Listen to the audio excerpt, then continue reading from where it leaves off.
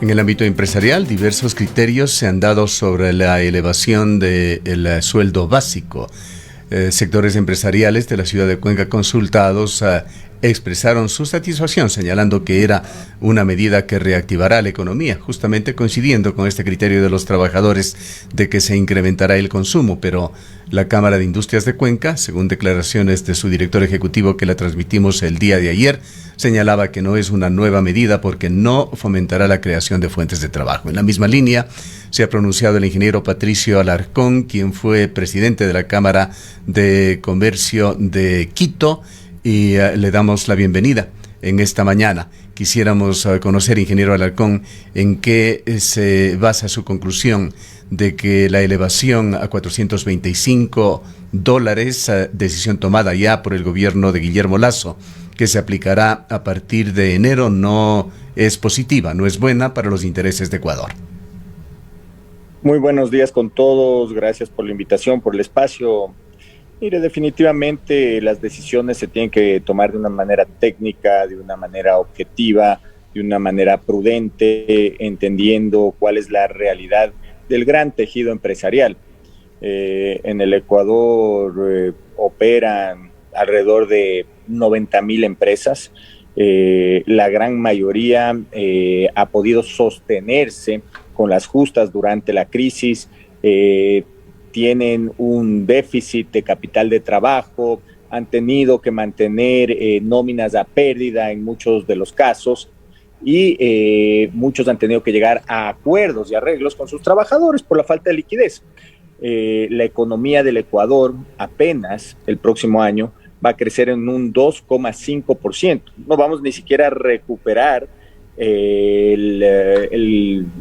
las ventas, o no vamos a recuperar el PIB del 2019.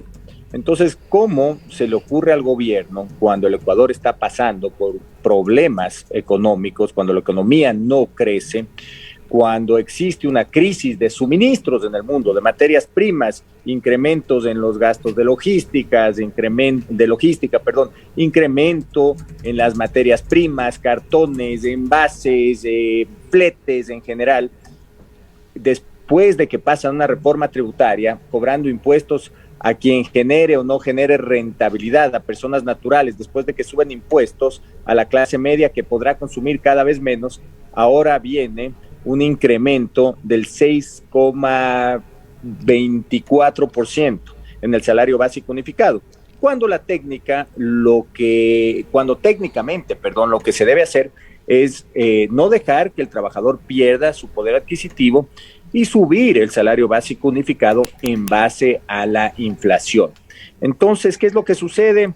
Lamentablemente, el gobierno sigue extrayéndole dinero al sector productivo, extrayéndole dinero al ciudadano y no hace sacrificio alguno. Entonces, es facilísimo decir, señores, ya les clavé impuestos, señores, ya subí el precio de los combustibles y ahora sí, señores empresarios, aténganse a las consecuencias porque voy a subir el salario básico unificado en $25 sin hacer ningún tipo de cálculo técnico. Y eso no está bien, porque lo que va a suceder es que las empresas tendrán que ajustarse, las empresas no podrán contratar a más gente, y yo estaría de acuerdo en subir el salario básico unificado en $25 si es que hubieran cumplido con otras ofertas de campaña, que era bajar el ISD, bajar otros impuestos, pasar una reforma laboral, bajar las tasas de interés, pero de una manera sostenible, señor, abriendo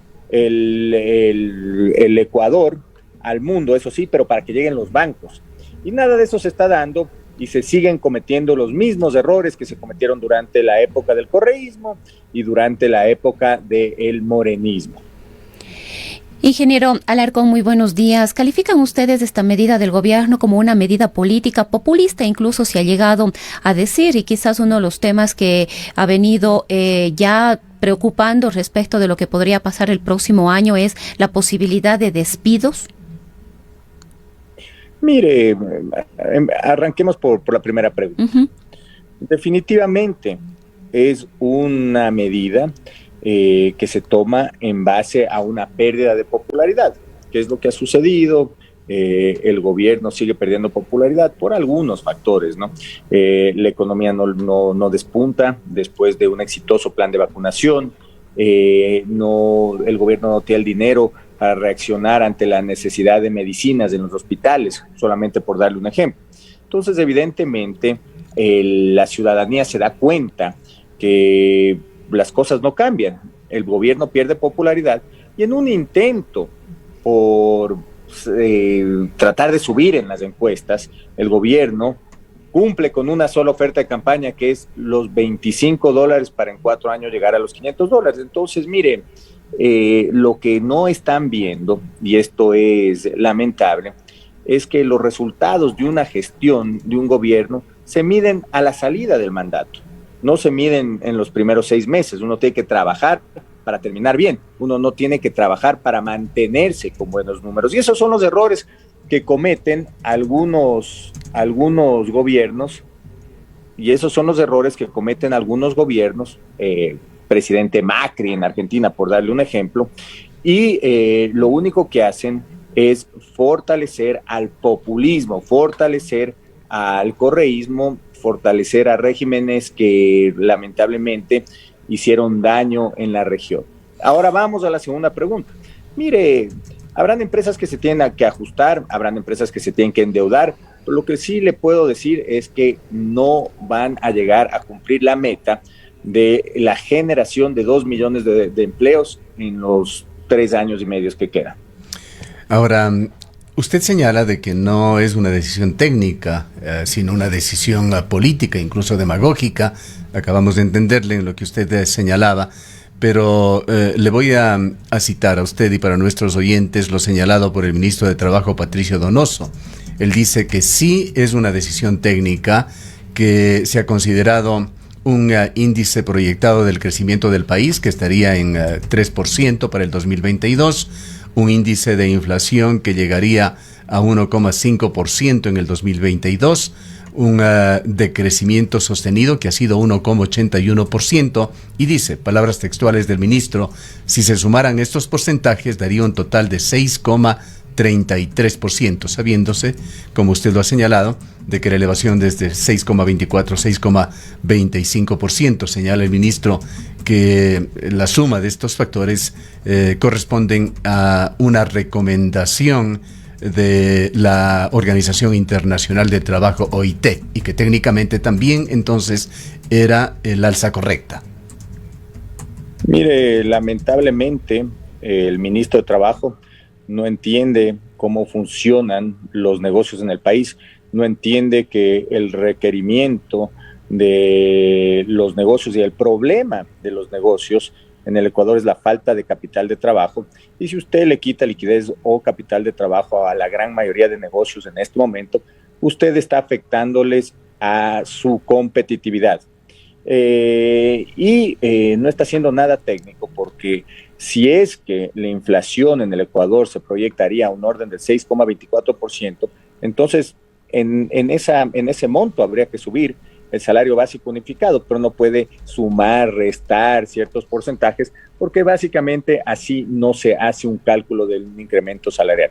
Yo lamento que el actual ministro de Trabajo, que antes defendía el cambio de modelo económico, que antes defendía una tendencia del cambio por medio de la liberalización de la economía, ahora simplemente está faltando a sus principios y está poniéndose de acuerdo en todo lo que le ordena su jefe, y está bien que sea disciplinado en cuanto a cumplir las órdenes, pero está afectando al sector productivo, está afectando al crecimiento de la economía ecuatoriana y está terminando de afectar a todos los ecuatorianos, porque todos dependemos del crecimiento de la economía y de la salida de la generación de empleos de una manera sostenible por medio de la creación de fuentes de trabajo del sector privado.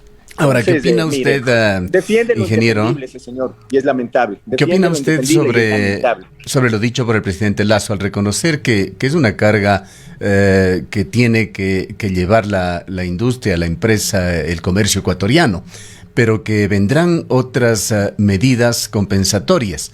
Y los expertos señalan que es inminente que en la reforma laboral que el presidente de la República ha dicho enviará ya en enero a la Asamblea, se va a proponer una flexibilización laboral. ¿Considera usted que en este nuevo proyecto del presidente Lasso van a venir las compensaciones para los sectores productivos?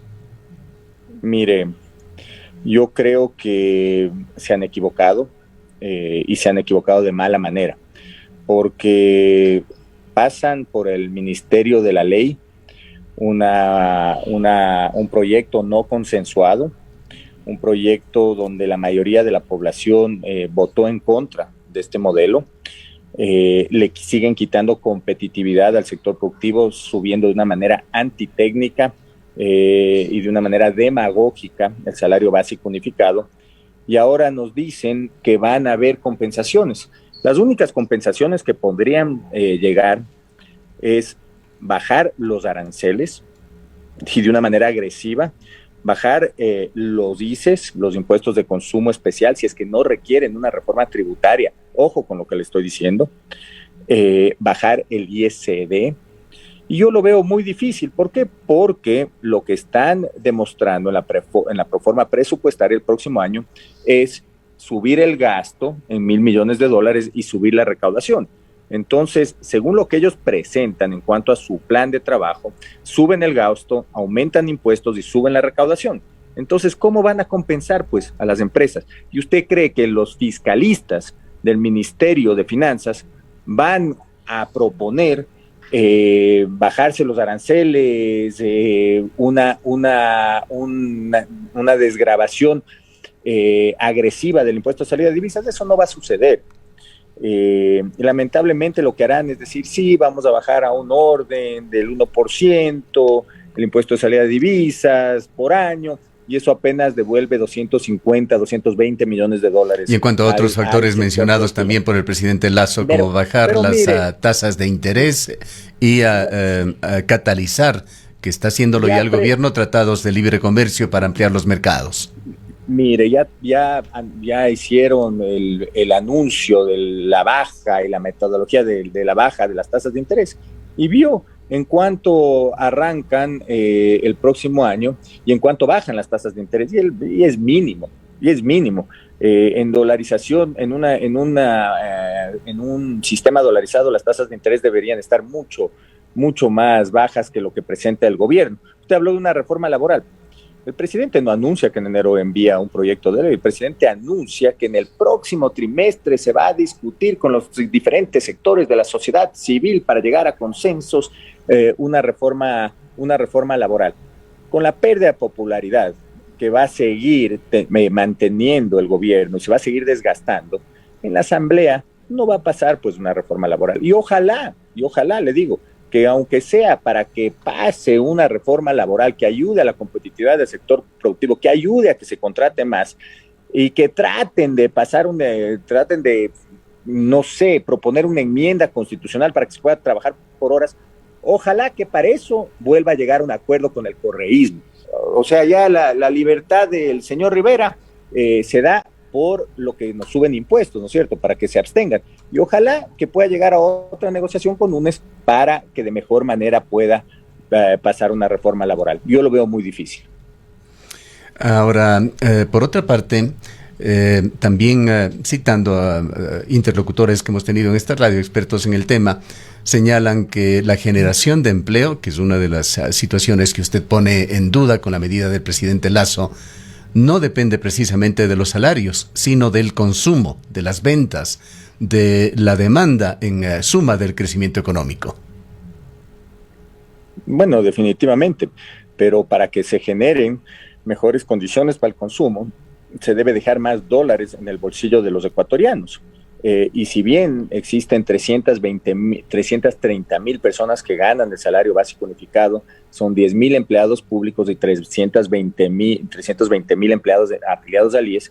Si bien, sí, estas 330,000 personas tendrán mayor poder adquisitivo, pero eso no va a ayudar a que las ventas suban de manera en el porcentaje que tienen que subir. Eso no va a ayudar a que la economía crezca como tiene que subir. No va a incidir en el consumo. No, lo que va a ayudar a que crezca el consumo es que los 7 de cada 10 ecuatorianos, la mayoría de la población económicamente activa que no tenga un trabajo, pueda encontrar un trabajo formal, que los negocios se puedan formalizar, que los negocios paguen más impuestos. Eso va a ayudar a generar mejores condiciones del consumo, que se bajen los costos de producción para que podamos exportar más a mejores precios, que se bajen aranceles, que se bajen impuestos. ¿Para qué? Para que bajen el costo de los productos para los ecuatorianos, para que se pueda vender más. Y si se vende más, se contrata más. Pues. Bien. Si no se van a dar estos efectos positivos, ingeniero Alarcón, ¿qué es lo que va a suceder entonces? ¿Qué signos, qué síntomas vamos a ver en los próximos días, próximas semanas, o más bien ya en el 2022, una vez que se aplique la norma? Mire, van a haber más problemas y no se están fijando en algo, y es lamentable que sean tan irresponsables, porque ¿qué es lo que va a suceder en este momento cuando el Instituto Ecuatoriano de Seguridad Social está quebrado, donde no va a haber plata para las pensiones, donde no hay plata para medicinas? Usted le está debilitando pues al Instituto Ecuatoriano de Seguridad Social, porque usted lo que necesita es un mayor nivel de aportantes, y es lo que no va a suceder en los años que vienen. Entonces, mire, ¿qué va a pasar? La economía seguirá estancada, seguirá creciendo a un orden del 2,5%. La única manera de sacar a un país de adelante y a sus ciudadanos de la pobreza es si es que la economía crece a un orden del 5%, cosa que no va a suceder. Este gobierno quedará como un gobierno de derecha que no pudo solucionar los problemas de los ciudadanos, y es lamentable porque los que sí creemos en liberar la economía nos vemos afectados por el mal manejo de un gobierno que en teoría iba a generar cambios y que sigue haciendo lo mismo. Entonces, ¿qué va a pasar? No se van a emplear a 2 millones de personas, no va a crecer la economía, no se solucionarán los problemas de la desnutrición infantil, no se solucionarán los problemas de la seguridad, no se solucionarán los problemas de salud, y seguiremos con un gobierno débil que terminará sin pena ni gloria. Eso es lo que va a pasar. Bien, queremos agradecerle por su presencia. El ingeniero Patricio Alarcón fue presidente de la Cámara de Comercio de Quito.